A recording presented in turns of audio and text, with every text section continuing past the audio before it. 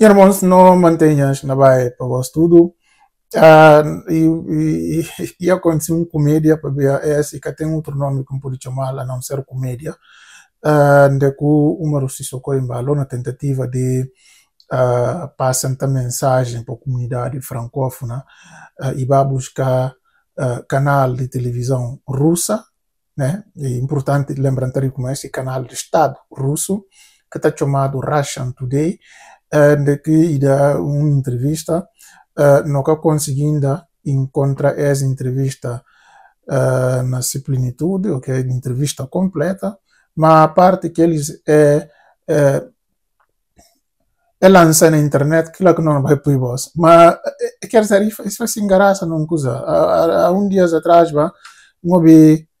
aliás, seguintes próprios apoiantes do Umaru Sissoko Embalo, na tentar goza domingo se mostra, né, de como aquela Francis de aquela cabalinara, e aos 8 dias entrevista do Umaru Sissoko Embalo, nunca se vê qualquer sensação como fica aquela, qualquer vontade, se de rio e de chora. Bom, não deixa boas para o jubil, para o ouvir, boas também para fazer boa avaliação de nível de Francis, de no antigo presidente. Mas para aqueles que cobrem Francis, não pedi desculpa desde logo, mesmo assim ainda depois vou acabar ouvir essa comédia, depois vou acabar jubil, na bem ainda na tenta fazer um resumo de que basicamente papia que lembra, claro, né? Pontos que lembra que na ressalta.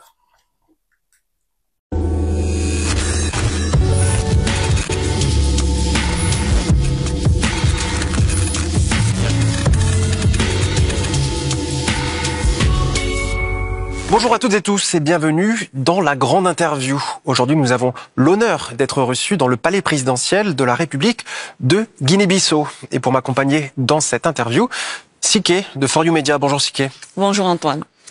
Et donc ensemble, nous allons adresser nos questions au président de la République de Guinée-Bissau, le général Sissoko Embalo. Monsieur le Président, bonjour. Bonjour. Pour commencer, est-ce que vous pouvez, en quelques mots, nous présenter votre pays, la Guinée-Bissau? Très bien. Guinée-Bissau, c'est un pays qui est situé aux côtes ouest africaines. Et nous sommes un pays lusophone. On a été colonisé par les Portugais. C'est un pays avec 36 125 km². On a une partie continentale et une partie insulaire. Voilà. C'est ça la Guinée-Bissau. Très bien. Nos formes d'État, c'est les républiques. Ouais. La République de Guinée-Bissau. Monsieur le Président, nous allons poursuivre notre entretien et commencer peut-être par une actualité phare. Il y a quelques mois, Monsieur le Président, des informations faisaient état de ce que vous n'allez pas briguer un nouveau mandat à la tête du pays. Vous allez confirmer ou pas. Mais il y a seulement quelques jours, vous annonciez votre candidature pour la prochaine présidentielle. Qu'est-ce qui a motivé cette décision? Pourquoi ce changement? Effectivement, j'avais pris cette décision, je l'avais annoncée. Quand je l'ai annoncée, j'étais ferme dessus. Mais tenant en considération où j'ai ramené ces pays, où on se trouve aujourd'hui, j'ai reconsidéré ma position pour le bien du pays. Parce qu'aujourd'hui, il faut former une nouvelle génération de classes politiques, oui, de politiciens en Guinée-Bissau. On doit le faire. Donc, en faisant juste un mandat et partir, je pense que j'aurais trahi mes propos et mon pays. Vous pensez que ceux qui sont là actuellement ne sont pas un modèle? Vous Non. parlez de formation de... Je pense que vous savez que quand j'ai pris les fonctions de président de la République, 3 choses que j'ai fait qui sont très importantes. On a fini avec un État qui était quasiment par terre et on s'est parlé qu'ici des communautés internationales. Mais moi, je pense que je me disais de mes propos, quand j'ai regardé derrière, je trouve que, ah non, ils ne sont pas en mesure de diriger ces pays-là. Et ces pays, on doit d'abord patienter et créer une nouvelle classe politique. Et ça va juste arriver avec mes deux mandats. C'est pour cela que j'ai reconsidéré ma position. Parce que après, j'ai eu des pressions quand même. Pourquoi j'avais décidé celui-là? J'ai dit non. J'avais décidé parce que j'avais envisagé de faire quelque chose de l'autre. Mais après quelques réflexions, j'ai pris cette décision que je pense est très importante pour la République de Guinée-Bissau. Parce que surtout les choses qu'on a fait en Guinée-Bissau à l'époque, tout le monde parlait d'un État en panne. La République en panne, un pays en panne. Mais là, on a ramené la Guinée-Bissau en concert des nations. Aujourd'hui, on a dit que non, pas de petits États, il n'y a que des États. On peut être des petits pays, mais pas des petits États. Voilà. Mais et justement, Monsieur le Président, on voit cette assurance. D'ailleurs, lorsqu'on vous écoute, il y a cette assurance, cette confiance. Et lorsque vous annonciez votre candidature, vous avez d'ailleurs affirmé, peut-être pour narguer, peut-être l'opposition, que vous allez gagner d'ailleurs dès le premier tour. Mais qu'est-ce qui vous assure cette assurance? C'est le bilan. Le bilan. Le bilan parle pour vous. Ah ouais, c'est le bilan qui court par... et même, il n'y a pas d'opposants ici. Il y a des gens qui aiment parler. Mais nous, on n'a pas de vrais opposants. Non. Des opposants qui, tu sais, les employés, c'est politiciens. Non. Moi, avant d'être politicien, j'ai travaillé. J'ai travaillé, j'avais une maison, j'ai une voiture, et j'ai une famille.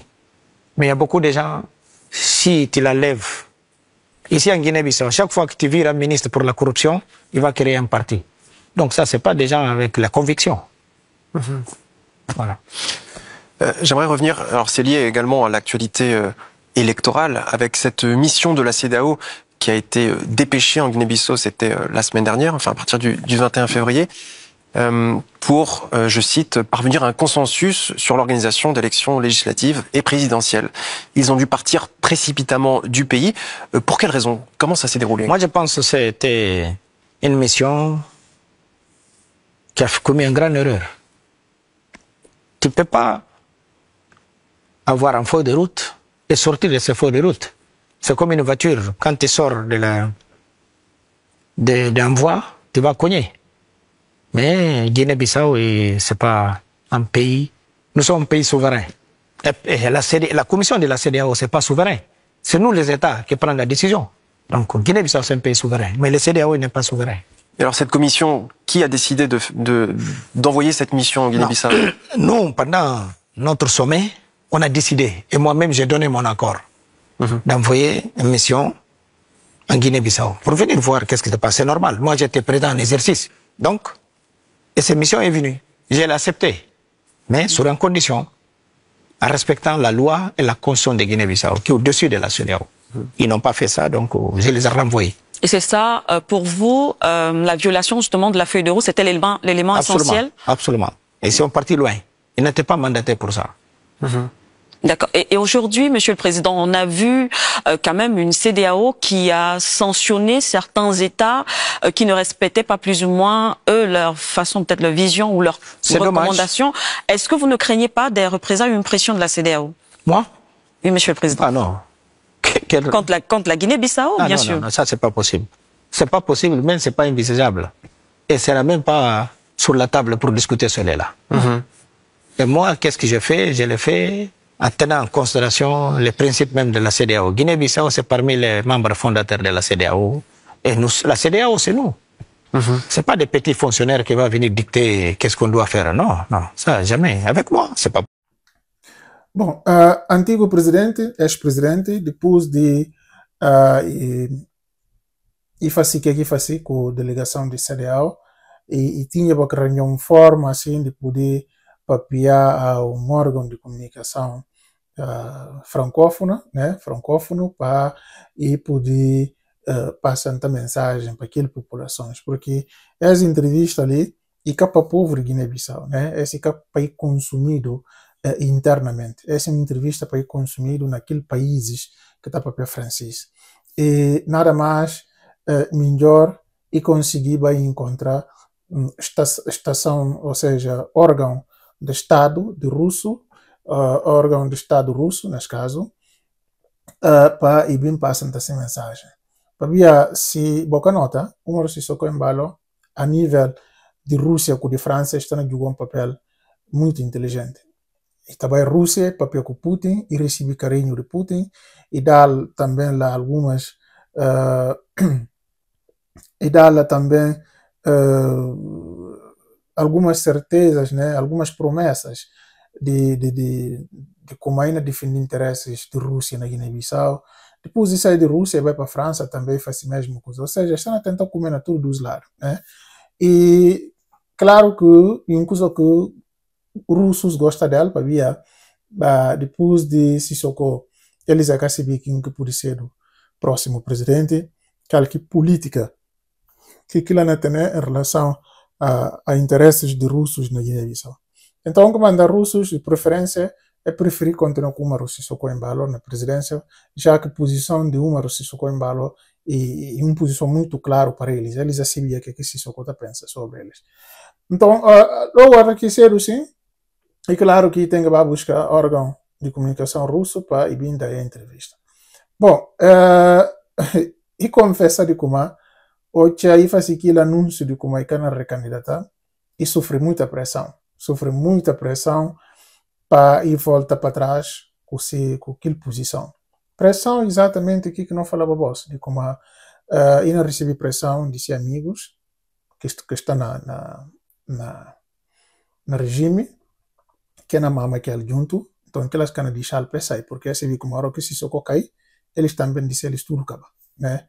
Então até teve que pressionar, mas mesmo assim ainda, me se fala boas com que acredita na verdade segundo se soco chegar tem algum tipo de intenção de carreira candidata, é tudo era só uma forma de poder criar barulho, né?